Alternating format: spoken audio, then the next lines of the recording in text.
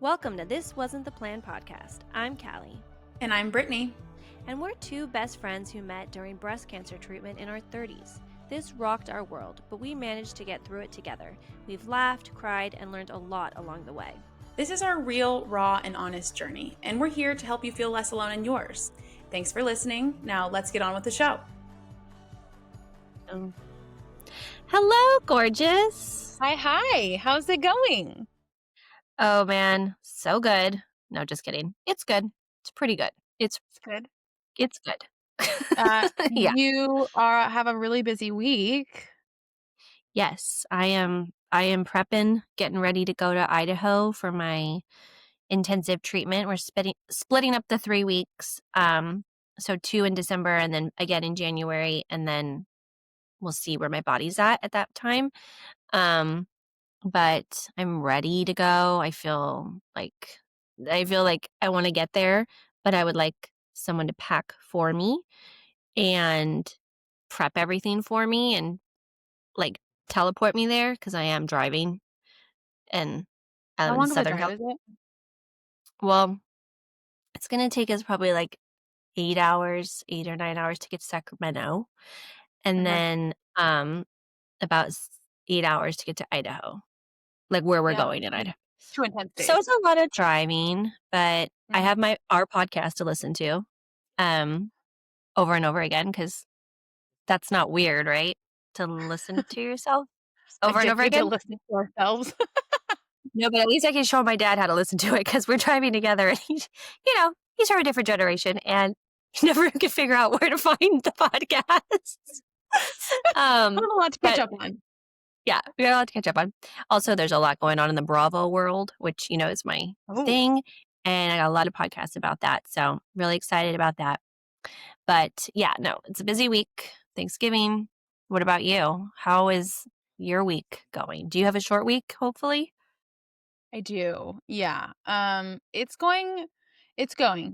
End of year is just hectic at work. And so we're all trying to juggle a lot. And I was like looking at my Aura sleep score thing. If there's like a sleep debt, and usually it's like basically if you require, mine is like I require 7.5 hours or 7 hours and like 24 minutes of sleep or something, it's found.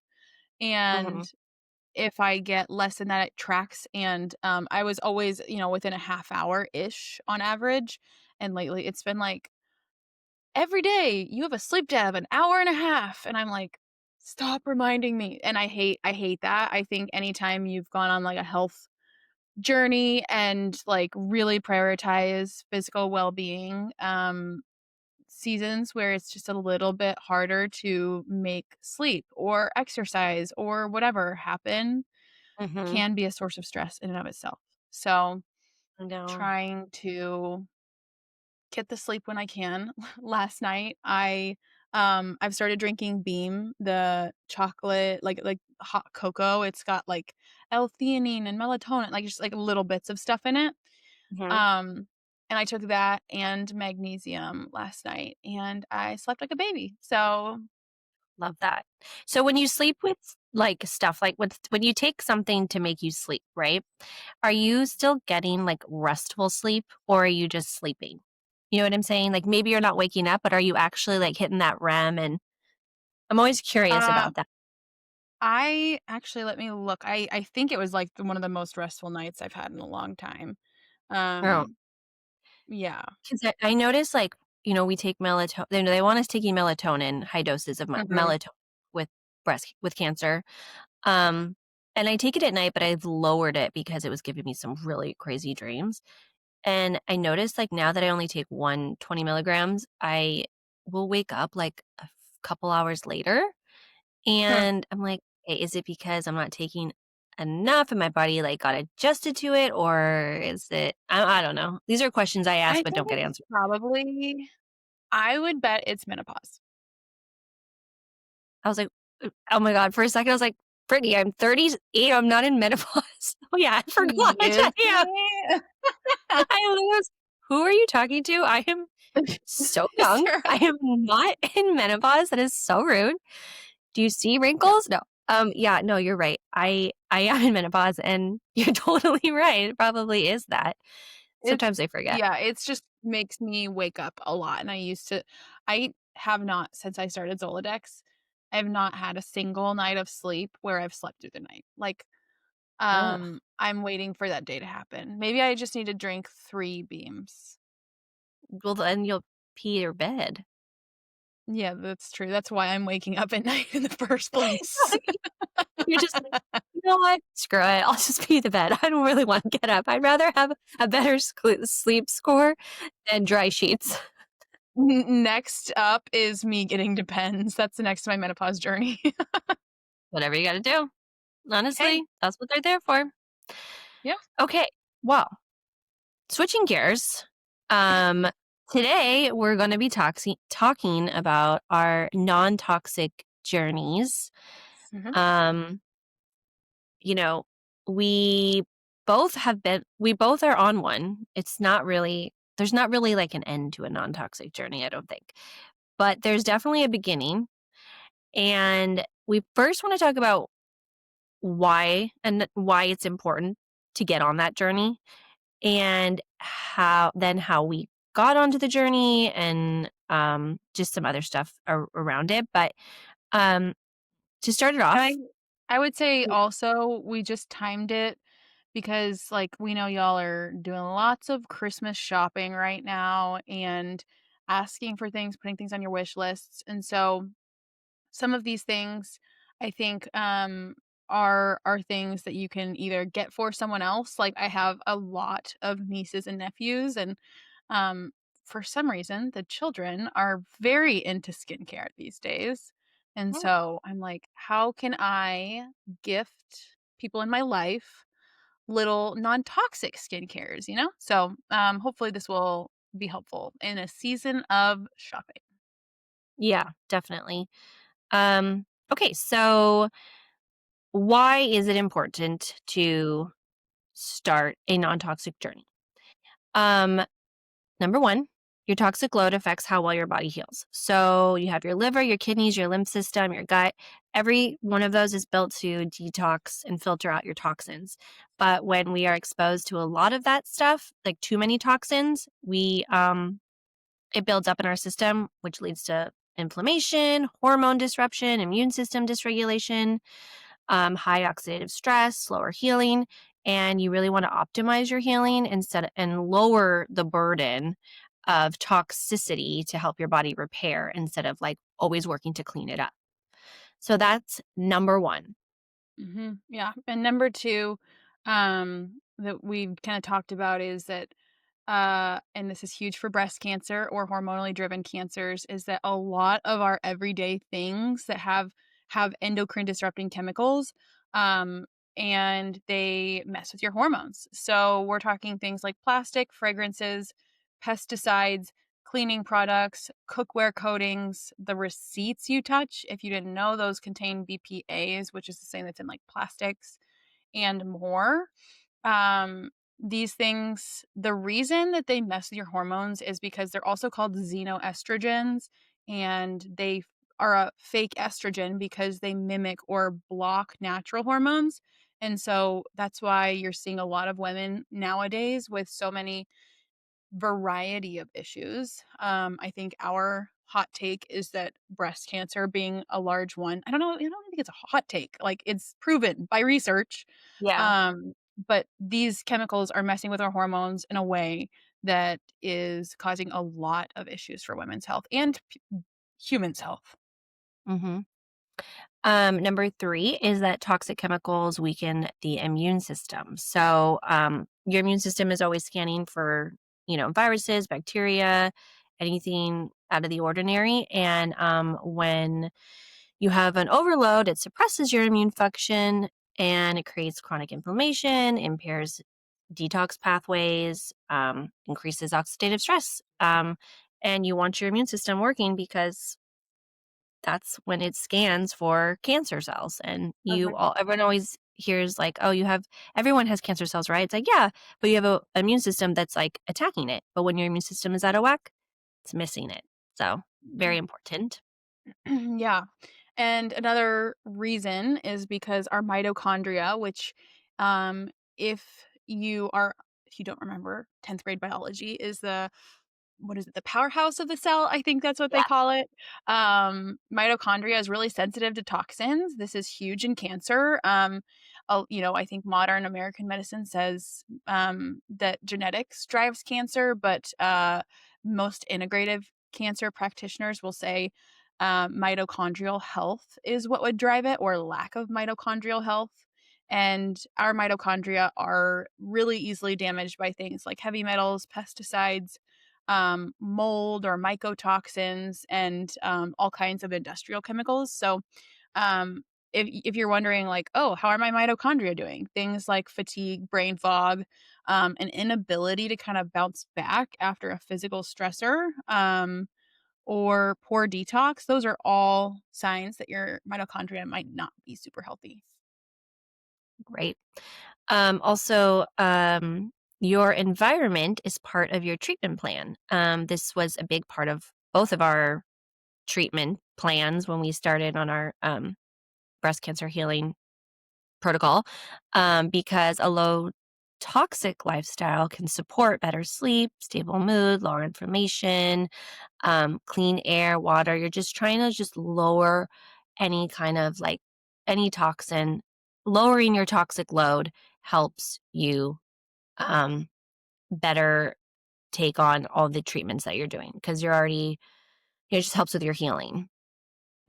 Yeah, I think I've always thought of it, and I didn't make this up. It's somewhere like it's like a bucket, and there are drops in the bucket. Every single one of these things are drops or large pores into your toxic load bucket, and cancer treatment for sure is a huge pour into your toxic load bucket. So Mhm. um we have little things here and there, and I think a lot of people are like, oh, it's just blah blah blah, but when so many things surrounding us are these endocrine disruptors, or are, damaging our mitochondria or immune system, it adds up. So, Mhm. um, you know, research is constantly linking things, environmental toxins, to things like cancer, autoimmune conditions, metabolic diseases, even neurological conditions. Like, last year, or I think this past year,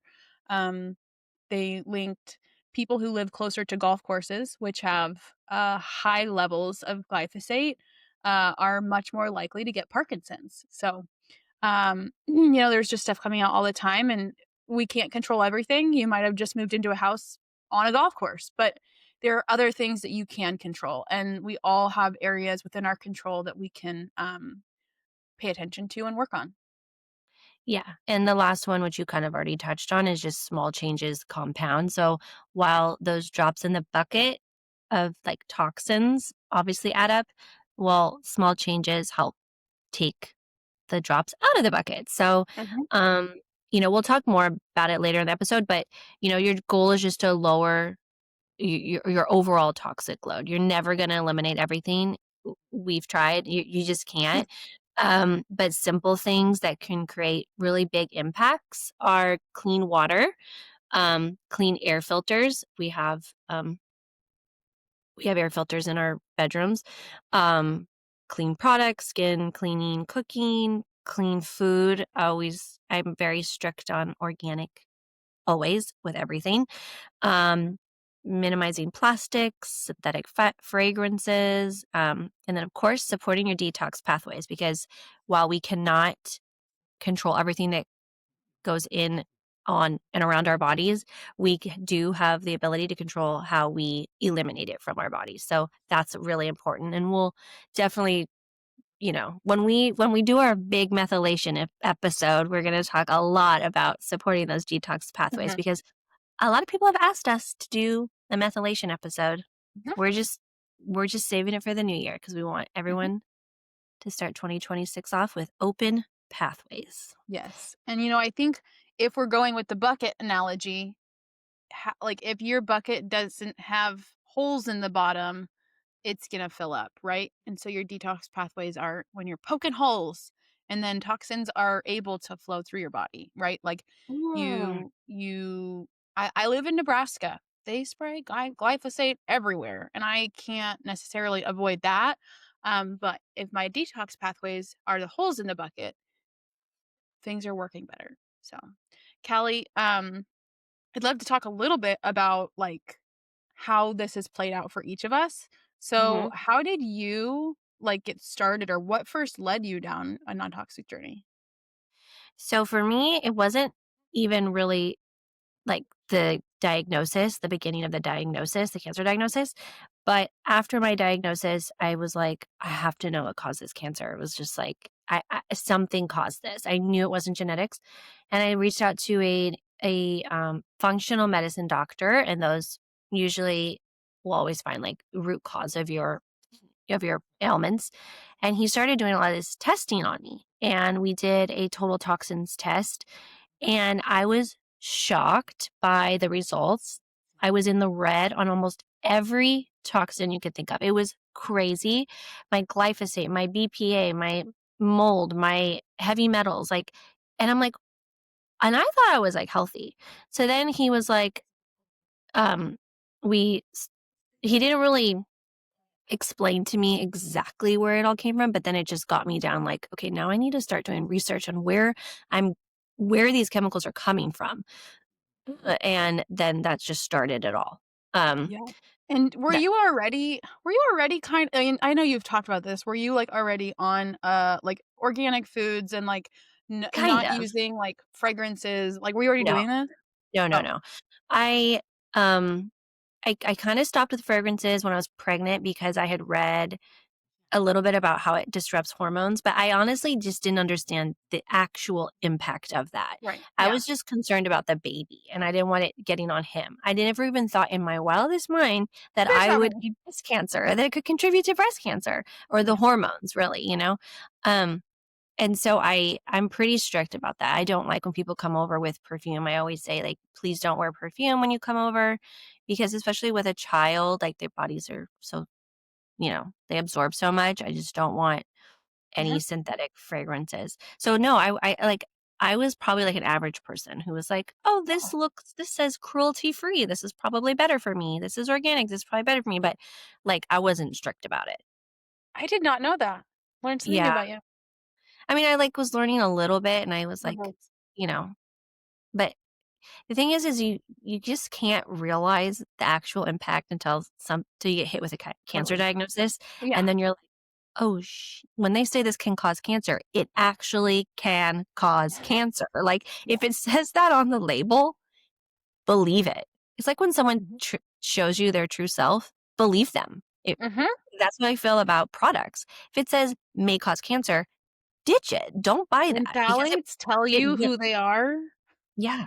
Well, it's kinda like, we obviously have read a lot about, like, food and products, and we know the things that are not good for us or that create a toxic load, but they don't always say it on the package, right? Um, and but if the package actually says can cause cancer, oh my god, it is causing cancer. It is actually causing cancer. So, like, don't buy it. That's, like seems obvious now, but it didn't to me in the past because that just seemed like, mm, may, not will. But no, no. Or a lot of people's reaction is just like, "Well, everything does, so who cares?" You That's know? not And true. Yeah, I hate when people say everything causes cancer. Like, no, totally. it actually does not. There's a lot out there that does, but there's a lot that helps reduce your toxic load. So what Mhm. about you? Like, what led you down your toxic journey, non-toxic journey? My toxic journey, bravo. High school. So, uh, I was really into science and nutrition even in high school, and I'd said I wanted to be a nutritionist. I might have said this on another episode. The guidance counselor was like, "Oh, we have an alumni from our high school who is a food scientist at Pillsbury. I can get you an internship with her." I was like, I don't think that's what I meant. So I've been like kind of into it more. So I would like 2017, I started dating my now husband, and his friend was into essential oils. And that was kind of like my entry point. But then Around that same time, I started reading, Kelly LeVeque's book. That was probably 2019. She was putting out stuff about, like, blood sugar balance and that kind of thing, and, then she started a podcast in, like, 2019, 2020, and that I started listening to that and just really, like, consuming the information at a crazy speed, and I was just really into all the different topics and trying to learn more about them. So, yeah, I would say like 2020-ish, I started learning more. Again, it was about nutrition, but then she'd have people on talking about things like endocrine disruptors and lifestyle stuff. And she invested in making like clean deodorant anyways, so it all was kind of exposure through that podcast. Awesome. So what was the first major change you made on your, like, non-toxic journey? Yeah. Well, it's kind of funny because again, I said like I bought essential oils and I was using those instead of like candles, but then Mhm. I started a candle company. But here's the thing. I They greenwashed me. I thought and I they were phthalate free fragrances. I was using soy wax, like it was better. And at the time, I thought I was like doing the thing that was not gonna be disruptive to my health for sure, and anyone Mhm. else's, and, as time went on, I was learning more, and I just felt really conflicted because I was like, "Yeah, there's no, like, phthalates in this, but it's still fragrance oil," and so I eventually just stopped making them, and then I got a Berkey water filter pretty early on too. And I bought some air filters for our house. What about you? Um, so the first thing we bought after I got that, like, toxin test was a water filter. My doctor was like, where's your source of water coming from?" I was like, "Plastic bottles." I When I lived in LA, I noticed that the shower water was turning the tiles yellow, and I was like, "That can't be good." Because I just had a Brita. That was, like, all I had. And I just didn't think that was enough. So I was like, well, I know spring water is the best for you, right? So I was like, I'll just buy spring water. And the bottles are all BPA free, it said. So I thought, okay, this is good. So I would go to Whole Foods like every week or wherever, and I'd buy those gallon plastic bottles. And that was my source of water for honestly like 6 years. Wow. And And then, can you talk about BPA free real quick? Like, yeah, but I guess, or if you I want, I can. Well, my doctor said because I said to him, like, "Well, it said it was BPA free. Why is my BPA so high?" He's like, "Because it's like another form of Mhm. BPA is basically what they use. So while it might be BPA free, they're using another chemical or It's whatever like it is." BPS. Yeah, like something. So I did not know that. So I bought a reverse osmosis water machine. I got a AquaTrue, and, um, that was, like, my first, like, big purchase. And then, of course, you know, I think, like, my, well, I just, like, stopped wearing deodorant, actually, I should say. I was so freaked out putting anything on my armpits, but we'll get into that. But, yeah, that was the first big purchase because that had to have been the source. I mean, I definitely, like, used plastic, but not that much. I still had, like, glass Tupperware and, um, whatever, but yeah, it had to be from that, and then also some of the heavy metals were coming from the water too, he said. Yeah. Yeah, like weird ones. He's like, "I barely even seen these," and then I don't wanna get, like, controversial, but he said, like, the chemtrails, Mm, um, California. they're talking about it in the Senate, so it's Yeah, like, I don't know a lot about that, I don't wanna even get into it, but, no. like, some of the stuff that they found in my system is just so rare that he said that he's seen that in some of the Uh-huh. the tests that he's run over his patients over the last 10 years. He's been seeing those specific ones that you just don't Nice. see. So anyways, that was my first big water one and first big purchase. And I And happy about that um one. one other thing to mention, just because like I always want to make sure, so if you get a reverse osmosis filter, you add trace minerals back in. Yeah, yeah. Yeah, because I think that, like, some people might not know that and buy one, and then they're like, "Oh, Oh, I'm getting headaches all the time," and it's like, no, no, that's a really good, thing to know. That if you do get a reverse osmosis like ours, the AquaTrue, you get it with the remineralizing, filter, so it adds the minerals back in. Because "Oh, yeah, so I don't add them. It does the system does it, but when something is reverse osmosis, it's literally taking everything from the water. everything." Mhm, So, and, you get your minerals from your water. Um, so you really wanna make sure that if you don't buy that extra filter, then you need to be adding it to your water, but, even with that one, I still add trace minerals to my water sometimes just to get a little bit more. But mhm. good note. Um, okay, moving on. How did you learn about toxic versus non-toxic? Like, what I guess you mentioned it a little bit, but if you can talk about where Yeah. you piqued your interest. Oh, I'm trying to okay, well, it was definitely, like, Be Well by Kelly podcast is just, like, GOAT in my opinion. It's so good. She has so many good guests on. And, kinda like I talked in my story, like, she would just have a lot of people talking about the preconception, preparation, like Mhm. trimester 0.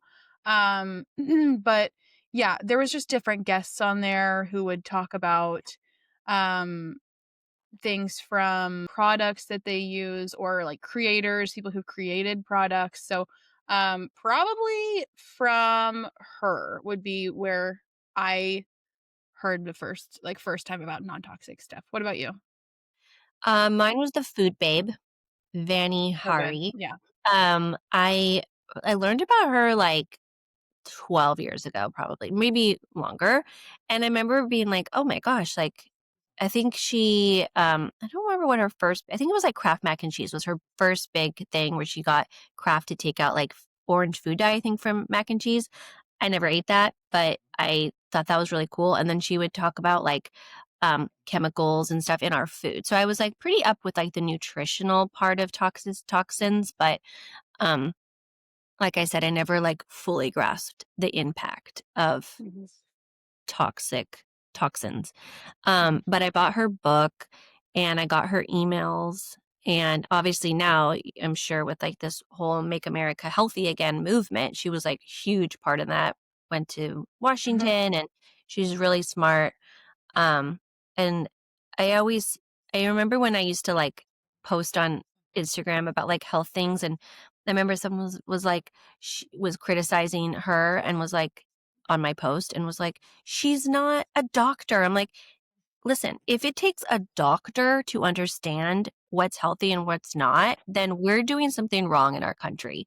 You should know the basics of we should know the basics of nutrition, and it does not take a scientist to be able to read food labels and be able to understand they're bad for you. Yes, they can be very Well, confusing, but, like, she was, like, teaching us that. yeah, and, doctors in medical school, there's, like, less than 20 hours of nutrition courses. Yeah, Like, it really gets under my skin when people say, like, "They're not a doctor," and I'm like, "Yeah, like, doctors have extensive training, and it's not in nutrition." Like, yeah. that's Mm-mm. not their area of focus. So, Yeah, it's just I don't know, I think people just always wanna poke holes in just about anything, so yeah. And it's like, "Hey, if you don't wanna know what's nutritious, that is you're an American, you have the choice, that's your choice, but yeah, don't, like, put down people who are trying to educate others on what is nutritious." So yeah, and doc Mhm. one more thing, I guess that as you were talking made me think, like, we talk a lot about, like, lifestyle changes, and I think they're really important to make, but a lot like, we aren't talking a lot about, like, food ingredients we avoid or things like that, but I think just, like, undergirding all of this with the fact that, like, we're not we are prioritizing not consuming, like, food dyes and like, ultra processed food, Mhm. and, like, we're not perfect, whatever, but, trying to make sure, like, when you're really, really particular about getting everything organic, and I think, there are things put in, like, some people are like, "Well, if it's not produce, why do I need to buy it organic?" And it's like, go look up what organic means, because it means that it's ruling out a lot of things, even in packaged foods. Ideally, we're not eating a ton of packaged foods anyways, but, um, just, like, But, like, that's a if really you important buy piece.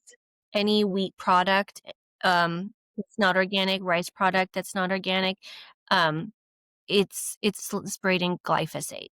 Mhm. So, like crackers, like, I will only buy organic or and that's not Oh, to say that, like, these are, like, healthy, but it like, I have a lot more that I rule out, but I'm just talking, like, basic. mhm, You just wanna make sure it's, like, organic because of the crops that this product came from. Is probably sprayed with mhm. glyphosate if it's not organic. It absolutely is actually what I mean. Yeah, so, I mean, I think, eating organic when possible is one thing that we both very much prioritize, and we're not focusing as much in this episode on that. We might make a few mentions. So I think it's really, really daunting for anyone to, like, consume information about this in today's day and age, because there's so much information out there.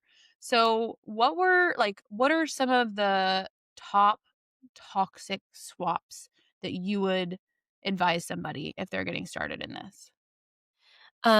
Number 1 would be clean water. Wherever your family's drinking water is coming from, it needs to be a good source. Now, every family has different budgets, but you've gotta be filtering your water somehow.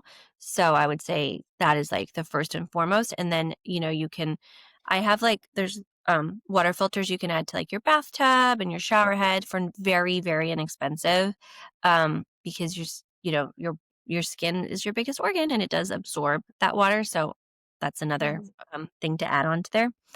Um Number 2, I'd say ditch anything scented. Um if you smell it, it's probably has fragrance that is coming from those endocrine disruptors, which we discussed, which is super, super harmful for your body, especially, I mean, honestly, I'd say especially females, but men too. I mean, they have hormones as well. Mhm. It's just, but like also, especially children, um, you know, perfume, candles, I was so big into candles. What else? Air fresheners. Anytime you get into a car with an air freshener, I'm just like, "Ooh," like an Uber.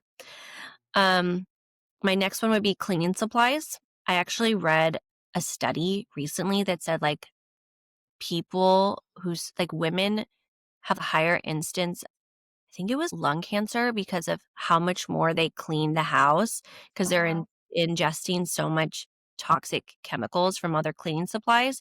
And as someone who loves a clean house and loves to clean, I switched out all my cleaning supplies to non-toxic. I use like Branch Basics, which you can buy at Target now, and it's so clean and it works so well. Um, so yeah, cleaning supplies. Um, Makeup. Um, I always say, like, what are the things that you use the most? Those are the things that you should prioritize. Obviously, we wear makeup every day, so switch to like true non-toxic. I really like ILIA. I trust ILIA, so that's what I did for makeup. And then of course your beauty products. That's like the next thing I wear every day. Like when I really like sat down and thought about, because you think like, oh, like how much am I really putting on my body? Like sit down, write down everything you use from like your morning routine to your nighttime routine. You would be so surprised, I think, to see how much you're putting on and in your body. And I was like super, super surprised. So like think about your shampoo, your face lotion, your toner, your body lotion, your hair, your conditioner, your body wash, your shaving cream, like I mean the list like can just truly your toothpaste, your mouthwash, like and it sounds like overwhelming, but I would say um use what you have. Once it's done, then switch it. You don't need to like throw everything away right now if that's not in your budget and if that's overwhelming. Just like one thing at a time. So that's my top 5. Clean water, ditch all your anything scented, cleaning supplies, makeup, and beauty products. Um, what about you? What would you advise somebody on? I know we'll probably have a lot of overlap, but maybe for Yeah. different reasons.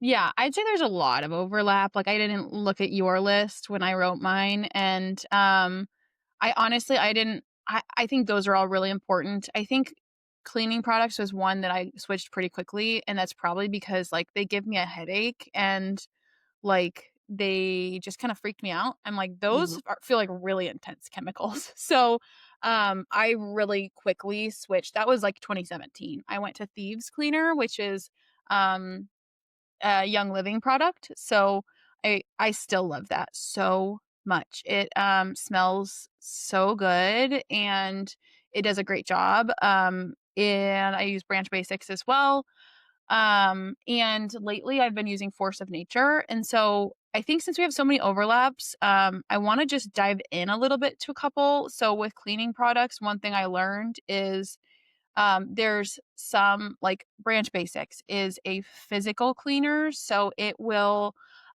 it's not killing bacteria, it's physically removing them. So if you want to clean off your counters or whatever, I think I was a little worried about like in my kitchen if I have I mean, I'm not like putting raw meat on the counter, but like things like that. And so enter Force of Nature. It's a really great one, because it's actually equivalent to bleach in the way that it's an antibacterial, but all it Oh, is water, salt, and vinegar in a little capsule thing, and you put it in, like, my Berkey water, and then it electrolyzes it, so it changes the pH of that solution, and I don't mhm. know why, but it smells like bleach, so That's it great. is really it's crazy. Like, it doesn't smell as strong as bleach, but there's a bleachy smell, which I kind of like, You know, you're like, "This but is getting real clean." I know it's yeah, killing off everything. it's the best, and I think especially for people who like, I think about kids who, like, put everything in their mouth, Yeah. um, you don't wanna put, like I think like Clorox wipes and anything antibacterial has an ingredient called like triclosan or I don't know how to pronounce it, something like that. Mhm. And it is really toxic. It's the thing that kills bacteria, but it kills good and bad bacteria.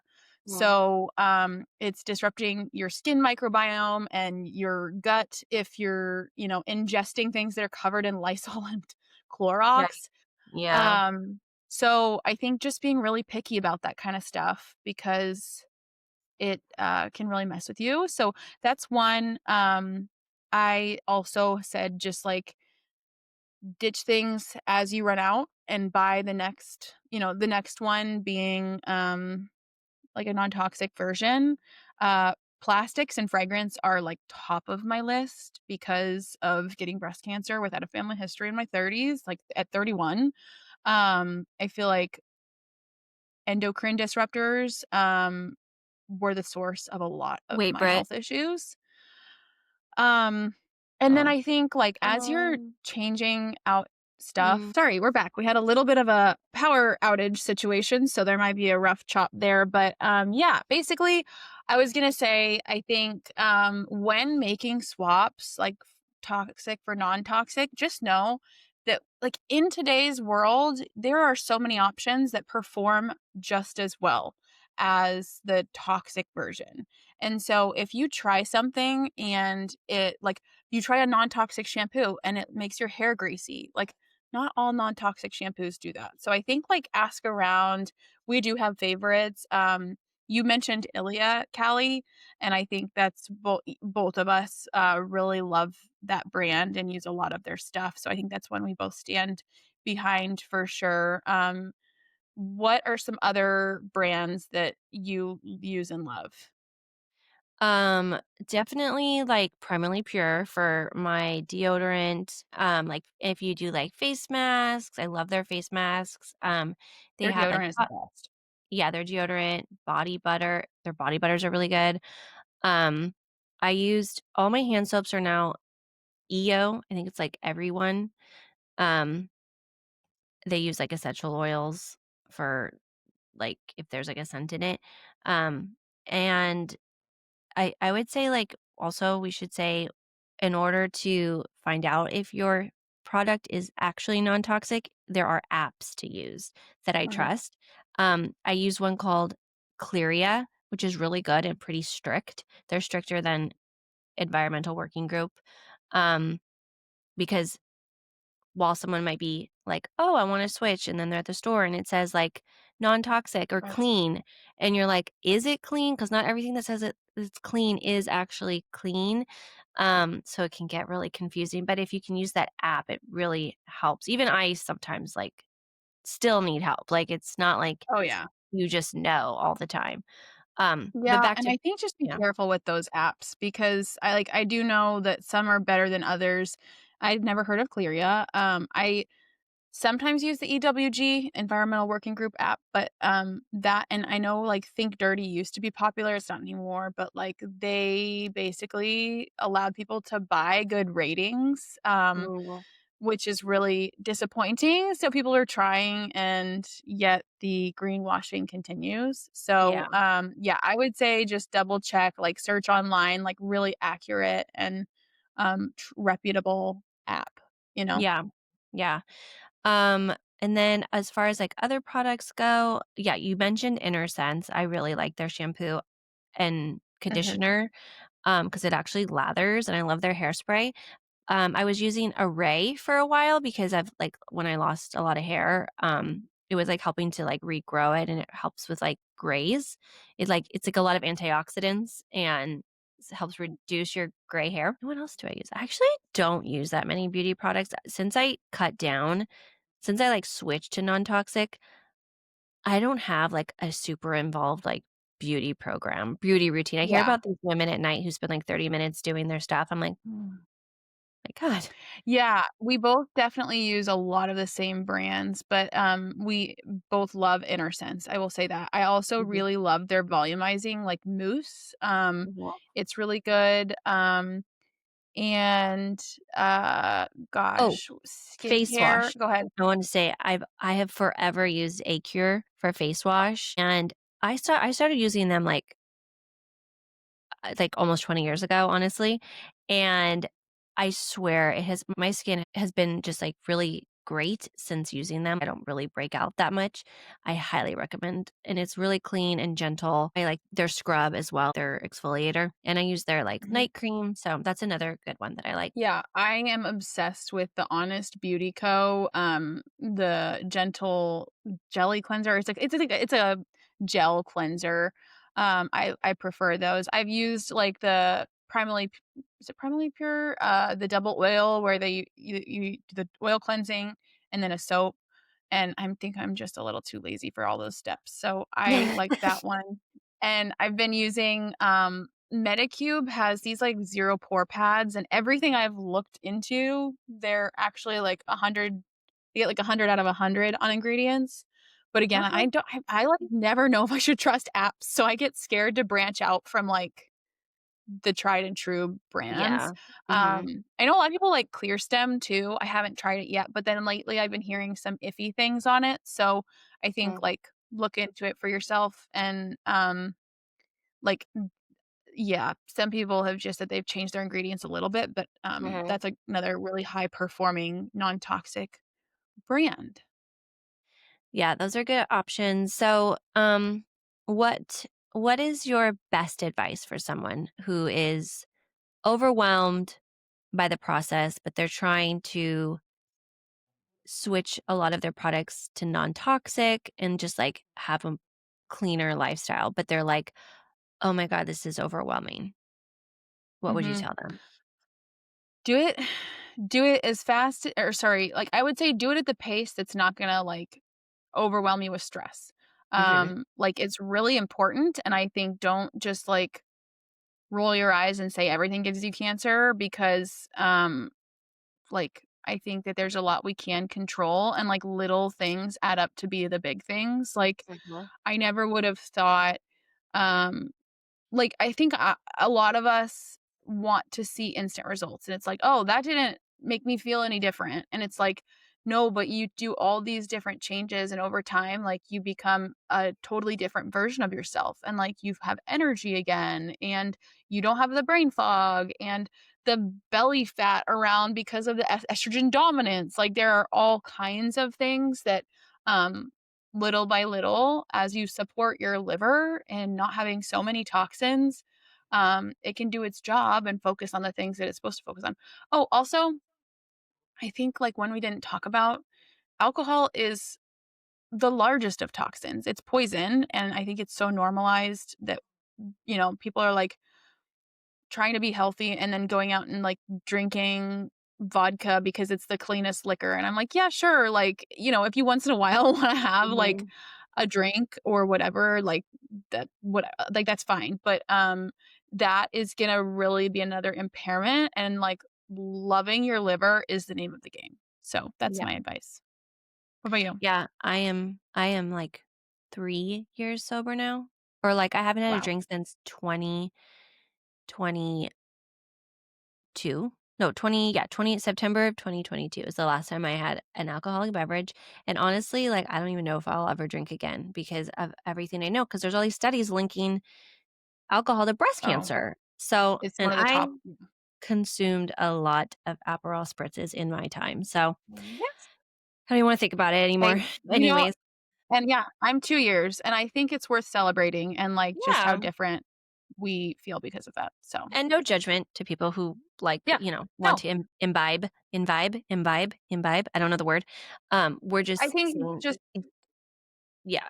go ahead. The more you know, you know? Um, Yeah. my advice is it's not about being perfect, it's just about being informed. And I think, like, once you have this information and once you are more informed about living what it means to live a non-toxic lifestyle, just, it's work on it. It's a journey, not a destination. Like, there are still things to this day that I like would love to swap out, but it's not in the budget. And like I would love a clean mattress. I would love a Yes. clean, couch, but, like, I don't all our money goes to, like, cancer treatments at this time, but eventually over time, we will, swap those things out, and, it can feel like a rabbit hole when you think about everything in your life and all of your products, but like Brittany said, start small, start with the things that you use the most, and if you find yourself overwhelmed, then just, like, take a break, you know?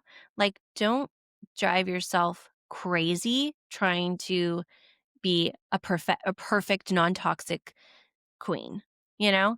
You're just it's Mhm, a mhm. hard it can, don't let it overwhelm you because it should be, like, an empowering thing as opposed to, like, an overwhelming thing, and Preach.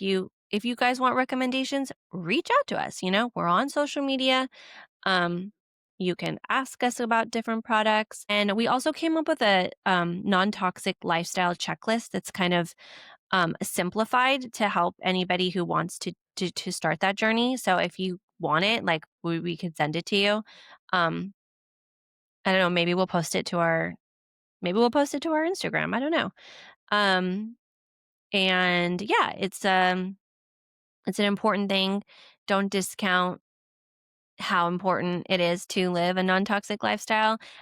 Wish I understood it, and I'm sure Brittany does too, like the value and the importance of living as best you can. Some of the things are really simple, like opening your windows daily for fresh airflow.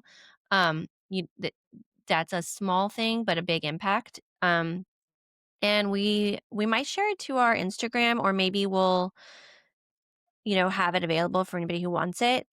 Just reach out to us, DM us, and we wish you luck on your non-toxic journey. Yeah, yeah. Thanks for putting that together, Cal. And I think, yeah, I really hope this episode is helpful for those of you on the newer side to all of this. And even for people who, sometimes it's fun to hear what other people are thinking and processing when it comes to um, you know, cleaning up their lifestyle and their environment. So I think both of us have seen a tremendous like change in the way we feel because of making these changes. So know that like every little change you make will add up over time. Said it a million times, but the perfectionism and the stress of that, really try to let that go because we can't be perfect, but we hope this will really help you be better every single day than you were, when you look back 3 years from now, you'll be like, "Wow, my lifestyle is just so different." So, that's the goal of Mhm. the episode. Yeah. Um, and with that, I guess we will sign off. May the non-toxic force be with you. That was weird. All right, bye. Bye. Thanks for listening to our podcast. We have a big favor to ask. Please hit subscribe and leave a review. It really helps people find us. Thank you so much, and see you next time. Bye.